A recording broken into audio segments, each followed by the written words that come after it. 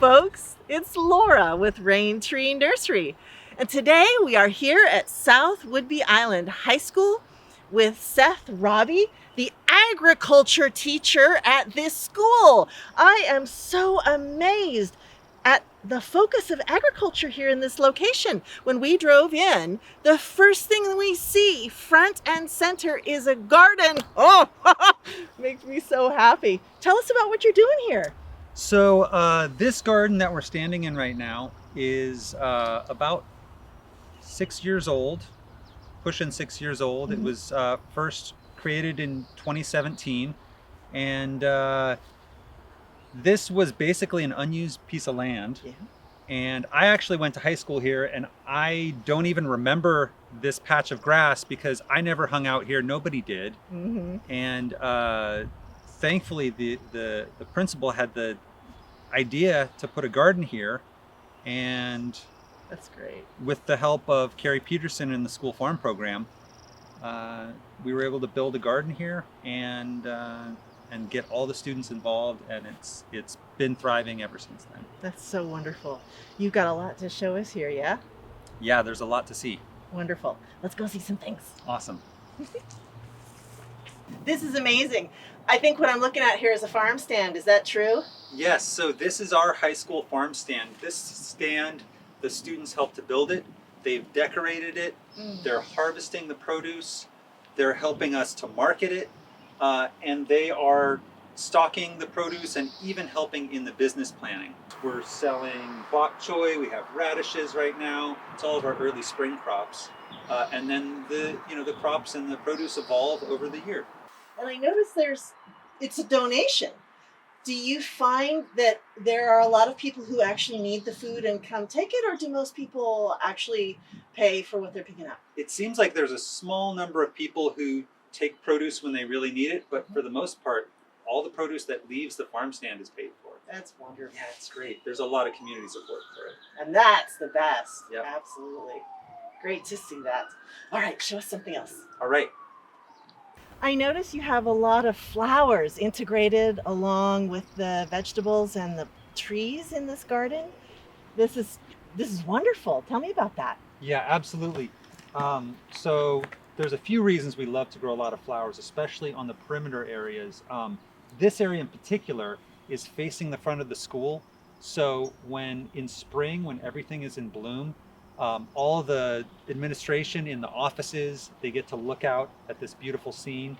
And then people coming out of the entrance of the building just get like barraged with all different kinds of flowers. You are so smart. That is a brilliant design choice. I know in some school gardens, it's kind of hard to get administration on board. They think, a garden, not very pretty, kind of boring. But see, you're a smarty. You're putting these beautiful plants front and center to invite people into the garden and get excited about it. Get them on our side. Yes, nicely done. And of course, the pollinators love it too, right? Yep. And the kids love it, I'm sure. And we can also sell bouquets in our farm stand. Yes, absolutely. Yeah. And I love how it introduces the idea that flowers are not for one type of garden and vegetables for another type of garden and fruit trees for another type of garden. It's all part of the cycle. Yep. Yeah. Yep, they can all coexist. Very nice. Nicely done. So let's see something else. Great. Let's go. So I notice in this garden something that I love, and I rarely see it. I'm noticing you're doing some interplanting here. You've got some gorgeous head lettuce in with your peas. Yeah, this is a cool little multi-crop that we do. We have our 2 rows of peas on the sides of the bed, and there's kind of this unused space in between the peas that's also kind of protected by the peas. So it protects those little heads of lettuce. They come up, and then we harvest them, and then the peas can actually take over and fill in. We get 2 crops in one bed. Yeah, that is brilliant. I mean, not just being able to show that you can grow a fair amount of food in a relatively small space, but with the crazy weather we've had this spring, to have a protection mechanism for some of those really early greens is very smart. Yeah. It's kind of like a floating row cover for the lettuces, except it also makes peas. Right? No floating row cover I ever ran across made peas. So again, smart guy. you are teaching through example as well as through classwork. I so appreciate that. And here you have one of my favorite low-tech strategies for growing and training tomatoes. This is awesome. These are strings off of hay bales, right? Yep, just simple baling twine. Yep.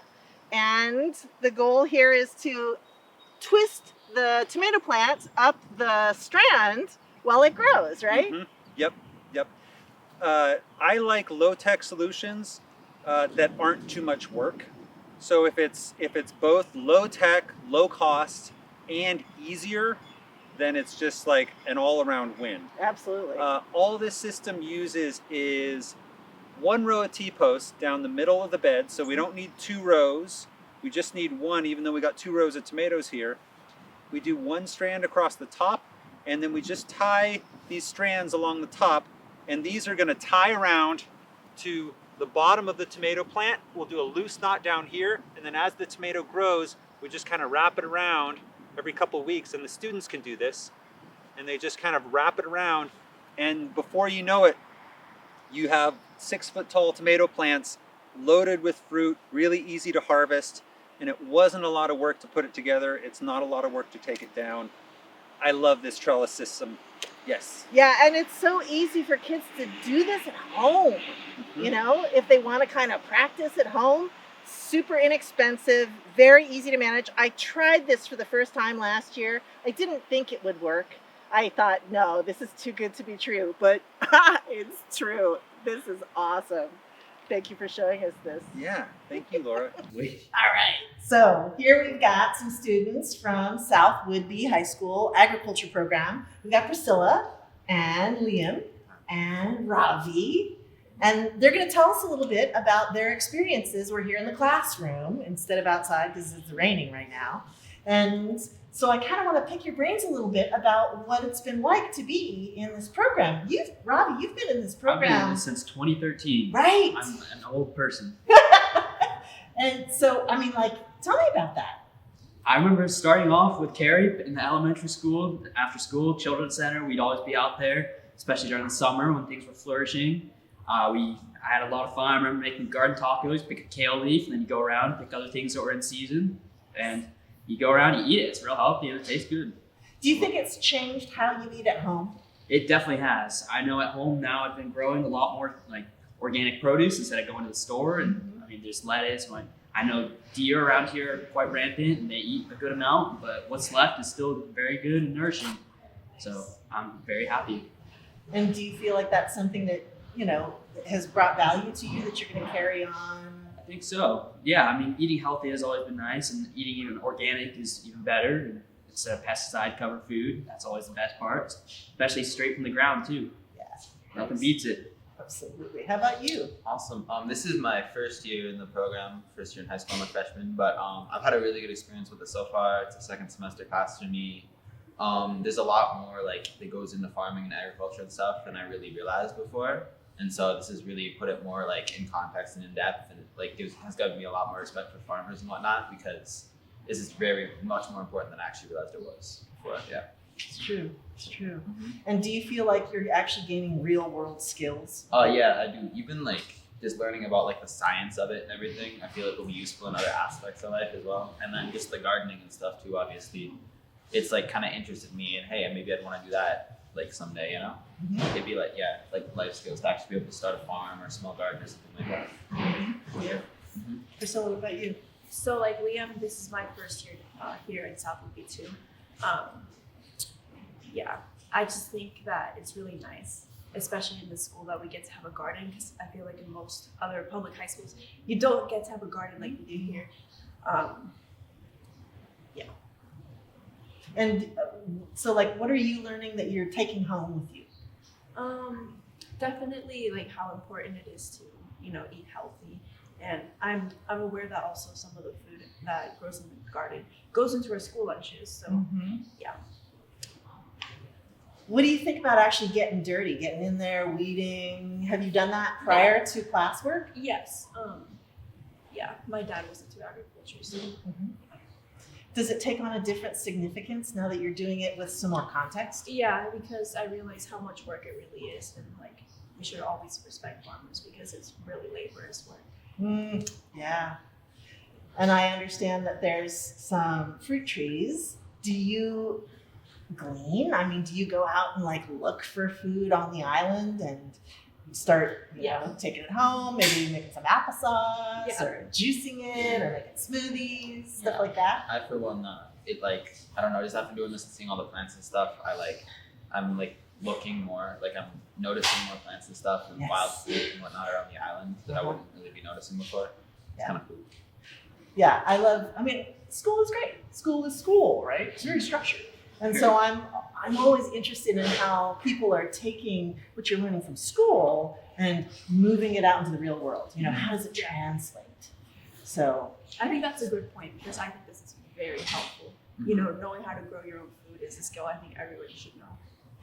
yeah. It also teaches a work ethic, like in school and then outside of the classroom. You're not going to have the same structure. It's more on your own eventually, especially once you get off to college, and that's more on your own instead of and after college too. And so I think teaching yourself a work ethic younger is a great skill to have in life. Yeah, and along the lines the work ethic and stuff, like she mentioned before, it's a really laborious thing to do, farming, you know?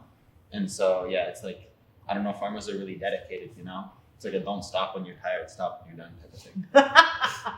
Well, that's a piece of work for life. That's for sure. I don't know, they're very hardworking, so yeah. Yeah, wonderful. Well, thank you for joining us, telling us a little bit about how it's working in the class and outside of the class. Really appreciate you taking the time. Of course. And you are so lucky. Oh my Very goodness. Yeah. Hope some other people get excited by seeing what you folks are doing here. Thank you. Awesome, thank you. Yeah. Cool. Now we're in the back garden at South Whidbey High School with Carrie Peterson, who is the coordinator for the whole district's agriculture program. Thank you for being with us here.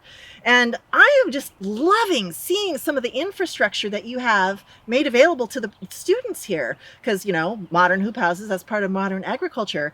These don't come cheap, I know that. How did you get something like this for your school program? Well, we have a marvelous support organization for our school district, the South Whidbey Schools Foundation. Nice. And when there are projects that the district can't fund as part of their normal budget, then you can apply for a grant and they review it. And so we were able to apply to have this marvelous hoop house, which allows the ag students to learn about season extension, allows them to grow on the humps of the season. And this year they got to put it up. So anyway, we made that together with Seth Robbie, the ag teacher. He wrote the grant and they accepted it. Nice. And then the kids put it all up. And then they put it up and then they planted it. So this is actually the second crop that you see. Wow. They had the lettuce, the spinach, the bok choy has all been harvested and got off to the farm stand or the cafeteria. Nice. Yeah, and here in the Pacific Northwest, season extension is so important to learn because we have the coolest, longest spring in all of the continental U.S. And so season extension is a big deal. And to have students be able to put this up and actually use it, put it immediately to work, that's fantastic. Let me ask you something from an administration perspective. I know that school gardens can be difficult to fund. They're not usually funded by the districts themselves. So what's the mechanism that you folks here on Whidbey Island used to set up this whole program?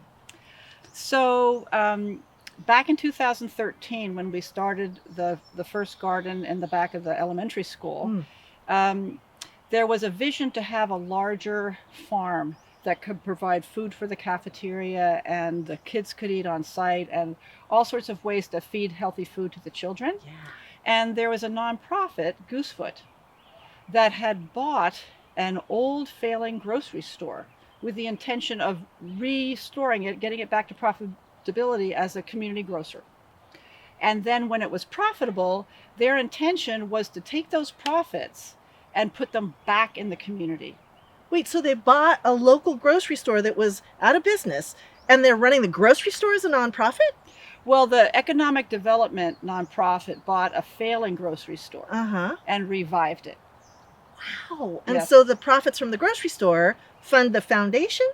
The profits for the grocery store now fund community projects. So we were the first, 2014, we're Uh-huh. trying to get this program launched.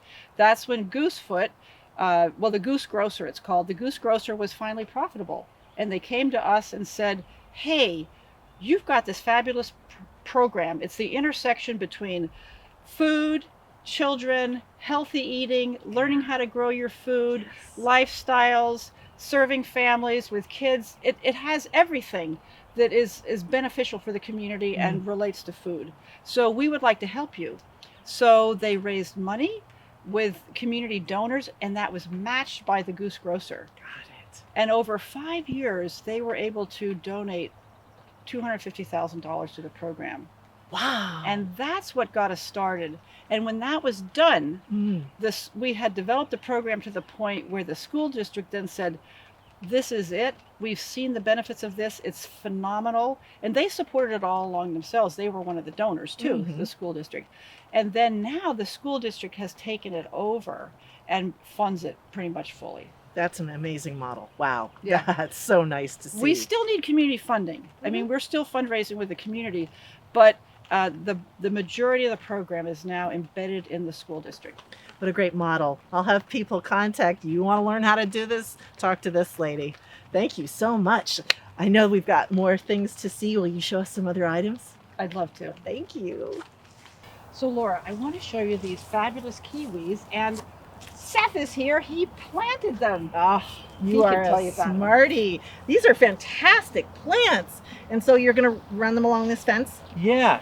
We have our kiwi berry or hardy kiwi. We have our male plant and our male plant and our female plant. Yeah. And they're going to run along the fence line. This is such a cool plant to show our students because they've never seen it before, most likely. But also, it's a vining fruit that can take up space along a fence line, which is something cool and valuable to show them. It's another perennial food crop. Yes. It's another sweet crop that might get them interested, Yes. right? Yes. And this is also a plant that we can propagate with cuttings, and that's an important teaching tool. Teaching them different ways of propagating plants is such a valuable thing for our agriculture class. That is so true. And these ripen while they're in school. They're Yep. very late to ripen. Yep. They also store really nicely. And I love telling folks that this is something that you can grow on a scabby old fence, right? Exactly. Because you've got a really nice solid structure. Many people already have chain link in place, and you can run something along there that's going to be productive and hide the fence a little bit. They take a little while to get to maturity, but not a lot of bad things to say about that. These are great plants. Wow. See, and this is the kind of innovative perennial, the propagation, the introduction of unusual things, and then I'm guessing you might send these home with the kids so that they can plant them at their house and get, in time, that sort of yield from their own plants. Yeah, let's get all of our students involved in sustainable perennial agriculture. Absolutely. Let's do it. Wow, I am loving this huge garlic patch. This is amazing. You have a lot of garlic here. We have a lot of garlic. We have 6 big beds of garlic right here. We actually plant a lot of garlic here for a couple reasons. Garlic is this cool crop that we can store. We can sell it in the farm stand. Kids get to take it home. We can use it in our culinary classes. But the other thing about garlic that's important is in our fall semester, students come into class, they get to harvest, plant a few crops that are kind of short season crops like lettuce and spinach and things like that as the days get shorter. And they get to plant cover crop, but they don't get to plant a lot of crops that will carry on after they leave the class. So garlic is one of these important crops that you plant in fall to harvest the following year. So we actually like to plant a lot of garlic so that students near the end of the semester have something that they get to put in the ground and watch it grow later in the year. Yeah, and then of course there's the scapes and the pickling and all that fun stuff. Yeah, garlic has a lot going on. Yep. I love the diversity of things that you've got here. It's really great. So of course what I love to see in a good school garden is an orchard, and it looks like you've got some beautiful trees back here.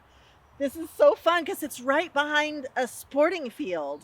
And I love the idea that folks watching sports would also see that there's gardening and agriculture and orcharding also going on. Yeah, and sometimes when some of the students are practicing, when they're done, they actually have been known to jump the fence and come over here and raid some of our fruit trees, which we try to discourage a little bit because, you know, we want our agriculture program to be able to enjoy them too. But that really shows how sweets, you know, humans are wired to want sugar, right? Yes. And true. so it's really actually an important way to engage students is if they have something that's sweet, not from a store, not wrapped in plastic, but actually something that comes off of a tree that is just like flavor experience for them, that can really kind of engage them Absolutely. in the agriculture process, in nature, and it's something that can really grab their attention. I'm sure you get this a lot when you have students who are not used to eating homegrown fruit. When they compare the quality and the juice and the crunch of a homegrown apple to something they get from the store, it must just blow their minds. Yeah, it doesn't compare. No. Yeah, the you know, cardboard textured red delicious apple that they might get at the store or even in their school lunch is it's just not the same thing by any means. So it's really an experience for them to pluck fruit off of a tree and try it. Yeah. So tell me a little bit about what's in this orchard and why you picked the varieties you did.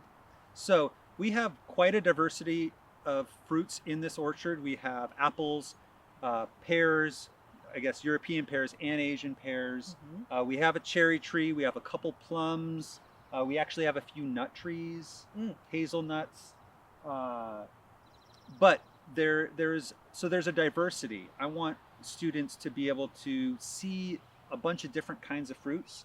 We also chose varieties, types of fruits and varieties that come on later in the season, so that all the fruit isn't going off during the summer and falling on the ground, and then there's nothing in the fall when students are actually in school. We want later fruits that they'll be able to enjoy when they're actually in my class. And beyond that, it was really about kind of exposing them to different varieties. So we have a golden cherry, we have a red fleshed apple, we have the Asian pears. I want them to kind of see the variety that there is in nature and in agriculture. Yeah, because some kids don't know what an Asian pear is. You know, have no Never clue. tried one right? before. Exactly. And a red fleshed apple, I mean, wow. It's actually kind of rare for anybody to find those. Yep. So getting a little bit of the novelty aspect of what you can do in your own backyard or on your school campus, as it were, that's fascinating as well. Do you talk about, you know, pollination and grafting and those technical things that so many people who grow plants don't know about? Yeah, we do.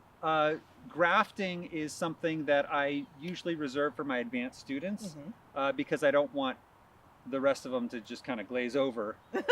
But for sure, it's a really important part of fruit trees. And when they get interested, especially in perennial crops, and in fruiting and nut plants, it's such an important part of that I have to teach them about grafting, and it's something that is definitely a personal love of mine. I love grafting, and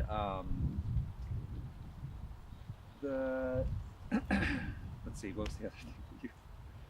talking about different pollination. Oh, yeah. How pollination works, and in some cases you have to be really careful with it. The difference between, because I talk about all day long. People send emails and call and don't know that fruit trees are grafted and don't know about how pollination works. Mm-hmm. And starting from scratch, the idea that you're actually teaching these things to students who are then going to take that information out into the world, that's exciting to me. Yeah, well, an example of that is right here. We have one of our little mason bee boxes. Mm-hmm. So I'm the advisor for Ecology Club. And so just this semester, my Ecology Club made and painted and decorated a bunch of these mason bee boxes. Uh-huh. And we got to learn about how amazing of pollinators mason bees are, how productive they are. Yeah. And then we got to put them in our orchard here. We got to put one in the courtyard and one in the front garden.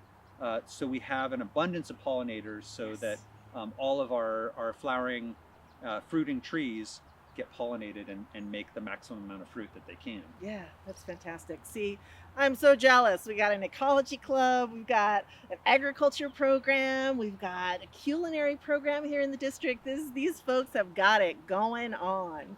So I want to say thank you so much for sharing what you've been sharing with us today. It's very exciting, very inspiring. And thank you for joining us. It's Laura with Raintree Nursery, and we will see you next time.